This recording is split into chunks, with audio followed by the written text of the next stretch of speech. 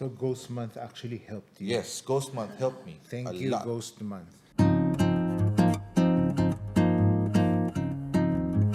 I haven't heard of the Ghost Month. Stuart is in the hosting business and I think matumal no pag August, no? I will admit na mas relax pag August. Tapos pag Burr months when they come, when Jose Marichan comes out of hiding, Okay. Starting September. that's when events pick up again. Yeah. Of course, August talagang less yung kinakasal. Yung pag sa Chinese community talaga, they try to avoid that. Pero sometimes, pag hindi naman sila naniniwala, okay lang. Okay You lang, just go ahead. Nag-permeate din siya into like Filipino The culture Filipino in culture, general. Talagang people don't do... Don't transact. Don't They don't transact, transact. don't do They During business. the month of August. It didn't hamper you from Oh, no. from moving in. We're Talagang- actually happy kasi a lot of cheaper things happen in August. Ayan, a lot more, Diba? A lot more opportunities actually. labor is available Yeah. because biglang, walang nagpapaayos sa amin. Biglang they get people to renovate. It really depends Yung like, what do you value? What do you Yes. believe in? Correct. So, talagang naging low point yung fire. The week before, I had a songwriting workshop. We had around 6 kids to join. I asked them to invite their parents because again, parents lang because we had a very very small space. When all their parents came, I think there's like 12 of us. Sobrang skip na nung area where we had the workshop, which is basically our living area. And I was joking to the kids, sabi ko, maybe we should start praying for a bigger place. That evening, I was telling my wife, we were enjoying the place so much. I told her, maybe we can stay another 10 years. And the Lord has a different plan in your life. Maybe He knew that ganun na tao ako. If I had my mind set into it, sometimes I'm so deaf. Maybe the fire was necessary. I wouldn't have moved out.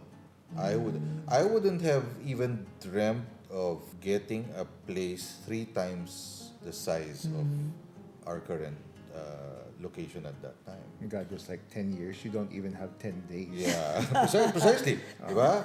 We had a huge operation going on during the pandemic. And we knew we had to find a place to house all of our students and all of our teachers at that time. I want to backtrack on that, no? Kasi I see a recurring theme here. Talagang fire happens. Biglang a very generous landlord. You can move in like 3 weeks. 3 weeks. Tapos biglang another major setback, seeming setback in quotation marks, the pandemic. Which talagang everything shut down, production, theater production shut down, events were non-existent. At that time, I really thought it was just a Few weeks, Temporary, yeah. temporary thing. Or, Yeah, all of us did. Oh, That's baka what everyone joke thought. lang, di ba? Oh. Yeah. And I was really thinking, baka by May, we could resume everything already, or the latest June. How can we survive 3 years? I think I would be able to. Natitipid ako, talagang, you scrimp on everything. But we thought, paano yung mga teachers namin? I mean, we could give ayuda, but how far can ayuda go? Diba? If 2 years, actually, kahit 1 year lang na ayuda, I mean, how far would that go? And I've always believed in sustainability, and I don't think that ayuda is sustainable because that would mean that I just kept giving and nothing is coming in. Not that I'm against it, but it's not practical. Mid-May, I called a Zoom meeting with 11 or 12 teachers. I said, as far as I'm concerned, this is not going to go away soon. Would you guys want to try doing it online? I was actually not in favor of online classes at that time. As a teacher, I felt that everything has to be physical. That was my belief, that it was necessary for effective teaching. But again, this was a desperate time, and so I asked them, sabi ko, would you guys want to try it out? Anyway, if it doesn't work, we just backtrack. But at least it's a viable way to still move on and make a living for yourself. I had someone come up with a promotional plan. I had someone come up with a website. I had someone come up with a system. We sat down and we discussed how the system would be, how the process would be, from the inquiry to enrollment to the teaching and everything. We came up with a system. By the time we announced in June that we were accepting students, in a matter of 1 week, we had 100 enrollees right away. Oh, wow. When you started, when you had that initial virtual meeting with your teachers, there were around 11 or 12. Yes. I would like to add 11 or 12 lang because something happened yung a little bit after that. Alam ko, you grew eh. Yeah, we grew. The more students came in the hundreds. Needed more teachers. We needed more teachers. How do you filter the teachers, and how do you guarantee the students that Well, the back quality then- is maintained? Back then, it was as simple as if the teacher recommended this, most of the time, we already know the Okay. person who they're recommending is. So, okay, bagay yan, bagay yan. That will fit in our culture, that will fit in our vision. So, nowadays, what we just do is we added a layer, which is, if, for example, Steward were to recommend someone, we do an interview and we check. And of course, the nice thing about the music world, it's very, very small. So, for example, a piano teacher comes in. Sa resume pala, nakita na namin sino teacher niya. And we usually know their teachers. Okay. We don't even mind if you're not the best. We don't need that. What we basically want is a teachable heart. Okay. No? We don't need you to be the best, actually. Were there teachers na it took a while before you actually met them in person? Oh, yes. face to face? We had one teacher na we hired her as early as, I think, medyo late to 2020. And we had our first outing. We had our first outing on 2022. Yeah, that was our 10th year. And the joke there was because our promise was supposed to be, when we only had 11 teachers back then, we promised them on our 10th year anniversary, we will bring them to Hong Kong Disneyland. That was the joke. But since it was pandemic, we were, buti na lang. And at that time, we already had 35 teachers. Eh. So I said, buti na lang pala, may pandemic kasi we can't bring all 35 teachers to Hong Kong Grabe, Disneyland. nag-times 3 kayo Oo. during the pandemic. Yeah, and so we took them to Subic for beach outing, and there were several teachers that we, for the first time we met them, payat ka pala. Because they were teaching online. Oh no, sometimes their Facebook profile pic is not it's not whole pic, whole body, di ba? Yeah. Parang minsan hanggang dito lang, so you had the impression that they're short. Yeah. And they could be teaching from outside Metro Manila. as Yes, well. yes. We have a couple of teachers that are teaching from Davao. Yung profile pic versus in person, dalawa lang yan eh. It's either the camera really adds 10 pounds Yes. or the pandemic really did a number on them. Yeah. Pero may mga ganong transformation minsan na nangyayari. Tapos pa, bata ka pa pala. Grabe naman. We have ganun na parang, that's the first time we met. But it was fun. I mean, yun. So currently, how many do you have? We have around 35 teachers. Okay, and students? Students, I think we have around 200 something. Wow. And the last podcast we had, Stuart mentioned the classes that you're offering. Like, Can we recap that? Violin, voice, guitar, piano, and drums. Yes. Did I miss anything? One more time. Different order naman. Piano, voice, violin, guitar, and drums. Yes. Okay. Ayan. And very soon, Reginald mentioned this, there will be theory classes. Yeah. The theory is, I think, a summer thing that we'll be offering. So, pag summer, I think we have more room to try things out. So, as we discussed also, Direk, I plan to do like something like a personality development thing or Yes. theater. Yeah. Ay, kailangan ko yan, personality Right. development. Yes. Pero grabe, no? I just wanna go way back in time to little Reginald Tan. Ano ba yung origin story ng isang Reginald Tan? Before the businessman before the music teacher. What was Reginald like as a child? Well, my mom forced me to study piano when I was 4. Forced, no? Yun Forced. yung Yeah, that's the right. That's the really word. That's the correct word. Forced. And when you were young, you think that, hey, mom said I should do it, therefore you should do it, di ba? Without any motivation, without real any motivation except that because mom said it. And I remember when I was 7 or 8, I actually told my mom I wanted to quit because wala namang pinapatunguhan yung ginagawa ko. And mom, of course, said no. I mean, may nasimulan ka na. Why would you quit? So, long story short, we continued. But it wasn't until I was 13 that I was challenged to play in church. That was the turning point. Because when I was in church, dati akala mo, oh, I have 9 years of experience. Baka magaling na ako.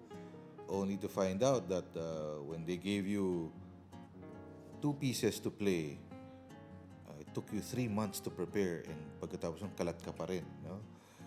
Then I think it was that time that I realized, there has to be more preparation, more. I mean, again, I realized I'm not as good as I thought I would be or I should be, but I don't want to be embarrassed in front of people. At that time, I also felt that I don't want to be embarrassed to my God, because you are called to ministry at that time. So I remember I said, I prayed that if you will use me to the fullest. Hindi yung pwede yung ganun-ganun lang. And I realized that in a year's time, there was so much improvement in the way I play, mainly because there was more motivation. And that's where you studied music. Because, in fact, you did not take up music in college. You took up biology. Yes. The story there was, even if I had, so from 13 all the way to 16, 17, I played in church. There was a huge improvement in my skill. I still felt I was not conservatory material. I felt that whatever I learned was chamba, I mean, so to speak, or very incidental. For me, I felt it was very incidental. It was not conservatory material. I made an excuse na, baka doctor is much better. And of course, there's another long story behind that, which I will not dive right now because it's medyo mahaba talaga yan. But so in short, I went into biology because I really thought I wanted to be a doctor. And it was a painful lesson because I think I'd never assessed what my strengths and weaknesses were. I found out that good as I am academically, I don't like memorizing, so which is basically what doctors have to do. And so I did not like memorizing. So and I realized that even if I was taking up my biology classes, I remember I was taking up anatomy when the teacher was teaching all the parts. I was daydreaming about music. So, long story short, I just painfully finished my biology, my pre-med, and I went to teaching. And then people thought that I taught science or biology, but I ended up teaching math because that was actually my first love, math. Fast forward after. But if I may interrupt, a lot of people say that mathematics and music is actually very much related. There is a science that would dispute that. They say that math and music is very connected. In fact, a lot of science has proven. I forgot the exact study. Maybe I could research later and you can post it to the comment section. But there is a research that disproves that math is connected to music, or that music in itself actually increases any sort of academic music in itself.